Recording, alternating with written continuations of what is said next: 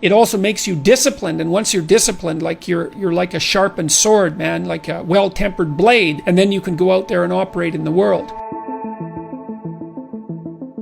The reason that discipline is necessary is because you're a mass of competing short-term interests. And so the question is then, well, which short-term interests should win out? And the answer to that is none of them. They need to be organized into a hierarchy that makes them functional across time and across individuals. So like a 2-year-old is very likely to act out his or her proximal impulse. But of course, a 2-year-old can't survive in the world. You have to bring your primary instincts, let's say, under the regulatory structure of a higher order value system that allows them to manifest themselves without undue mutual sacrifice across large spans of time in the presence of large numbers of other people. So that requires a very sophisticated ordering.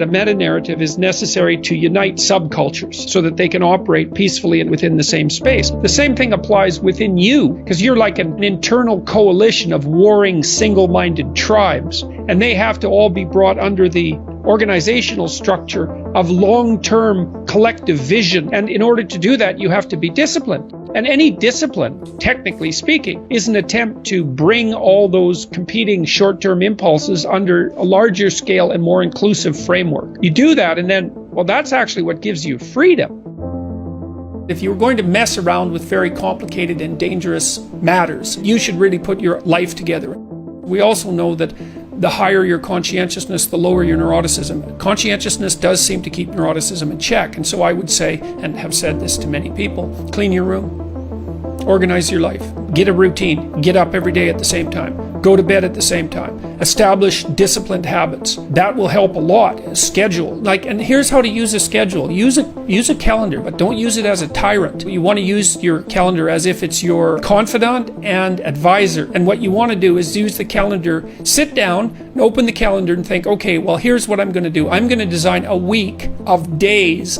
that I would really like to have. What that would mean then is that you would schedule things that you would consider meaningful and productive, on a daily basis, so that you feel that your life is justified by having a day like that, and also to schedule enough of your responsibilities so that you make progress day by day instead of falling farther behind. Generally, you should approach it as if this is something that will help you get what you want. You have to figure out what you want. And then you have to figure out how to decompose what you want into actionable steps. That's a pretty good deal, all things considered. And you can start stupid and slow. Like I said, just throw some things in that you're pretty likely to do and fill in the schedule with broad strokes. And then as you get familiar with it and comfortable with it and maybe even happy with it, you can fill in the details and start to use it in a more sophisticated way. And what that'll do is, it doesn't directly affect your neurophysiology, but you react to uncertainty and the unexpected with more physiological preparedness and more expenditure of energy than the typical person. And so what you want to do is organize your surroundings, because it's a lot easier to organize your surroundings, at least to begin with, than it is to do radical reconstruction on your fundamental temperament. Generating a view of your life that consists of valued goals that you want to attain, and then steps by which those might be attained. Well, then you can ally that with a schedule, and then not only do you know what you're doing, you know that what you're doing is moving you towards something you want, and that's rewarding.